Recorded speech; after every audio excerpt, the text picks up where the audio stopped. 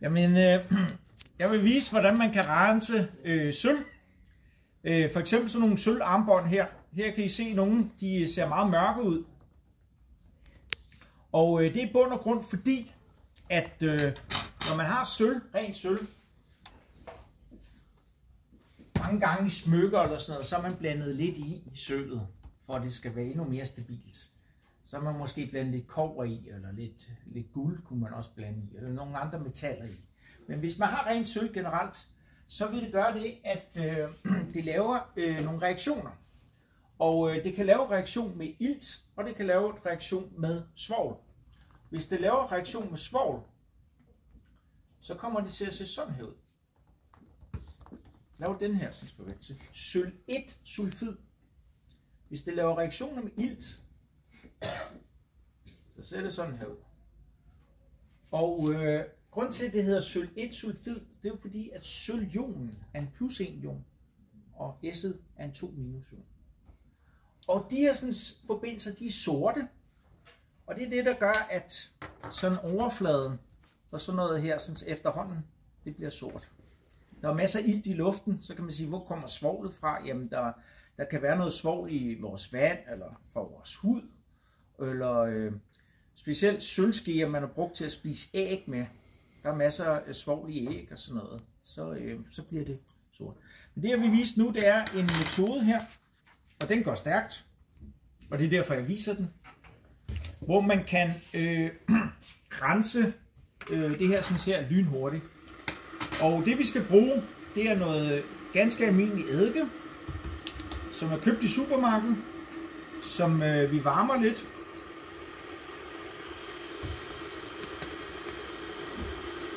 Og nu ved jeg ikke, hvorfor jeg ikke har fået låget med til den her.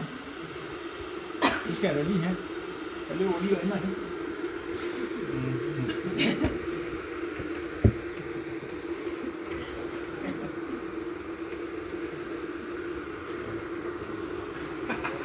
Så fint ud, du også det. Der skal være sådan lidt surprise i videoen. Nu gør den lidt spændende, ikke? Hvad skete der, hvis han ikke havde puttet låg på? Nå. Så bruger jeg noget natron, og det kan man også købe i supermarkedet. Det bruger man normalt til at hæve, for eksempel muffins eller kager med. Ja. Så der tager vi noget her. Så vi tager vores sølvarmbånd her og putter ned sammen med noget alufolie, som man også kan købe i. Ups, vi skal ikke have brandlarmen til at gå i gang. Så derfor skal vi lige have den her, og den kører. Som man også kan købe i supermarkedet. Og alufolie her kan man også købe i supermarkedet. Det er også det, man kalder sølvpapir. Og jeg sørger for, at mit armbånd her, det ligger på alufolien. Så putter jeg noget natron på, og der skal bare, ja, sådan 3 ske, måske 4. Sådan lidt efter behov, som en kok vil sige. Og gerne dække det lidt her. Der kommer en masse bobler, og det hjælper reaktionen med at ske. Så tager jeg så min varme eddike her og hælder på. Og I vil se nu, at det begynder at boble op med det samme.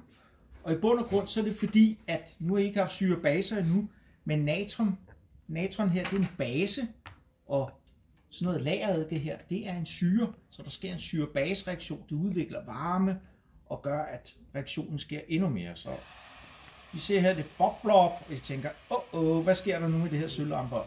Forsvinder det? Og vi skal ikke have brandalarmen til at starte, så yes. Og så ved jeg ikke, om du kan lige tage hernede i her. Så vil man se efterhånden her, allerede ret kort tid efter, at det bliver ret skinnende. Det er vigtigt, at når man står og bruger noget, at man skal bruge noget af glas eller plastik til at stå og tage ned i. Fordi hvis man bruger jern, så vil jern også gå i opløsninger, afgive jernioner ned i væsken. Og det gør så, at væsken bliver sådan lidt forurenet. Men jeg ved ikke, om I kan se det dernede, men ellers så kan I se på videoen bagefter, at det bobler og syder rundt om smykket, og det bliver faktisk mere og mere rent. Så lige om lidt, så kan jeg tage det op og vise jer det. Nu skal videoen jo ikke være for kedelig, og jeg klipper ikke i den. Det burde man måske gøre, hvis man var sådan en ægte YouTuber. Men det er jeg ikke, altså. Ja. Jeg overgår ham snart, ham der. Mr. Beast. Er det ikke den her? Vi kan lige vente den lidt her. Fyrer lige lidt mere af det her i her. Sådan der. Hold nu op, mand. Der sker noget dernede.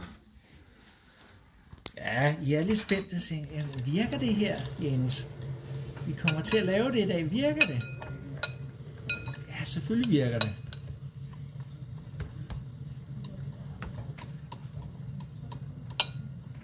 Hvis jeg ridser lidt på det her, så går det lidt stærkere, kan jeg se.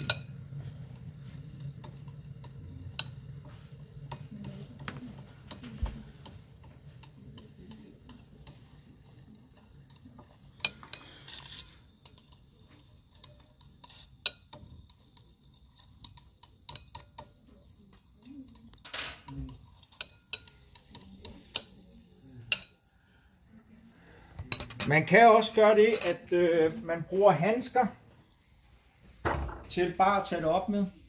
Hvis man synes, det er lidt svært at bruge dem der, så skal man selvfølgelig sørge for, at eddiken ikke er helt. Men hvis jeg nu lige tager her og tørrer det lidt af her, fordi det kan godt tage lidt tid, kan jeg se, det gik ret stærkt med den her. Det gjorde før. Der kan I se forskel. Det gik lige hurtigt. Her. Det er taget lidt længere tid her. Nu prøver jeg lige at tørre den af her. Og så tror jeg godt, man kan se forskel. Men hvis det ligger dernede igen lidt længere tid, så bliver det helt... Ja, jeg tror sagtens, I kan se forskel allerede nu, ikke? Ja. Og den er faktisk allerede blevet meget pæn, den her, ikke? Så vi kan lige lægge den lidt længere dernede. Og så tager vi den op om lidt, og lige tør den af. Så kan I så sige, jamen, hvad er det egentlig, der sker, Janus? Og det, der sker, det er jo, at vi har aluminium. Aluminiumsfolie. Hvad tror I, det er lavet af? Ja, I behøver ikke svare, for det er en video, så I skal kun svare, hvis I gerne vil være med på videoen. Det er selvfølgelig lavet af aluminium, som er på fastform. Okay? Og aluminium, den har jo den evne, at den står til venstre for sølv i spændingsrækken, og det vil sige, at aluminium vil gerne afgive elektroner, hvis det er som en ion til sølv. Okay? Så kan vi måske have noget sølvsulfid her, sølv 1 sulfid, og grund til, at det hedder sølv 1, så er man skriver total her, det er fordi, at ionen i sølv 1 sulfid, det er en +1 ion. De vil reagere med hinanden. Og så får vi altså dannet aluminiumioner. Og da jeg sagde, at jeg puttede eddike i, så er eddike, det er en blanding af vand og det, der hedder eddikesyre og nogle små smagstoffer. Og vi får ud af det, så får vi aluminiumsulfid. Sådan der. Og det vil sikkert også være EQ. Nu skriver jeg det bare på fast. Jeg tror, det vil være opløst i vandet. Der skal være sådan her sted. Sådan er det. Når vi har sådan en reaktion, så skal den selvfølgelig afstemmes. Og vi ved jo, at aluminium, når det bliver til en ion, så bliver det til en 3. Plus ion. Er ikke rigtigt? Og det har vi også skrevet herhenne. Altså jeg ved ikke, jeg står her og laver kluder i det. Det er jo sølv på fast form. Hvorfor siger jeg ikke noget? Det er jo ikke aluminium, vi skal have lavet, vel? Det er sølv på fast form, ikke? Og det er aluminium, vi har her, ikke? Så skal vi så have afstemt den her sådan, reaktion, så det kommer til at passe. Og der kan vi jo sige, at vi har 2 aluminium herhenne, så skal vi også have 2 aluminium her. Hvis vi har 2 aluminium her, så siger vi, at 1 aluminium afgiver 3 elektroner, 2 aluminium må altså afgive 6 elektroner i alt.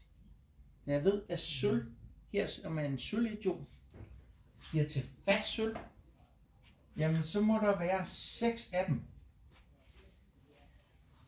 Dog skal der ikke stå 6, fordi der står 2 her. Så der skal stå 3. 3 gange 2 er 6. Okay? Ja, jeg kommer til at lave det fejl. Ja. Skulle nok lige have. Herhen skal der stå 6. Og den her herhen, den skulle passe. Der er 3 svovl her, og der er også 3 svovl her. Så det er det, der sker. At vi får altså dannet det her, sådan, som er sort aluminiumsulfid om til ren sølv her, som er sølvfarvet. Okay. Der kan også godt være det, at sølv her, det kunne være blevet oxideret, og hvis det er det, så er det gået sammen med oxygen. Jeg gider ikke slå tilstandsform på, men det er samme reaktionsskema, forstået på den måde, det er de samme koefficienter, der kommer over og foran, hvis det er det. Der får vi også dannet det her sådan bare med oxid her. Okay, så det var det. Skal vi lige se den sidste gang her, hvordan det kommer til at se ud. Nu er den da virkelig pæn. Hvis vi lige tager her og tørrer den af her.